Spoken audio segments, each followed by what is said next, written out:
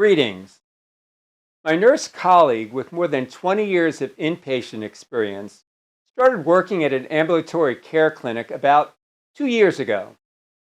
Soon after she joined, a large for-profit healthcare company purchased the nonprofit clinic. Initially, work went on as usual. Patients were well served and clinicians were happy. Over the last 4 months, things changed. Management put controls in place to track the effort of every nurse. For example, if assigned to phone triage, each nurse needed to log in at the start of their shift. If interrupted to assist a physician with a procedure, the nurse was required to log out. If a nurse failed to do so, the IT system logged the mistake and the nurse received an email or verbal reprimand. Failure to log out hurt productivity numbers by lowering the number of calls per hour per nurse. The system's deployment rigidity does not account for clinical judgment, even as justifiable as leaving phone triage to assist a physician in treating a patient.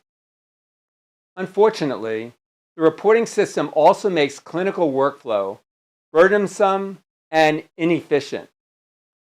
Rather than focus on patient care and clinical outcomes, senior management focuses on questionable productivity reports. And for what purpose?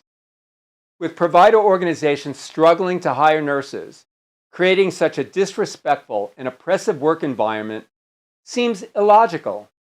Yet, it exists. And I hear stories from colleagues from similar ill-advised productivity tracking schemes in other industries.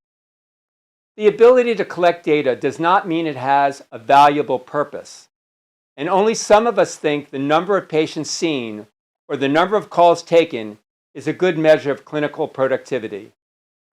We should consider using our IT tools more responsibly and focus on reworking clinical workflows to achieve productivity gains.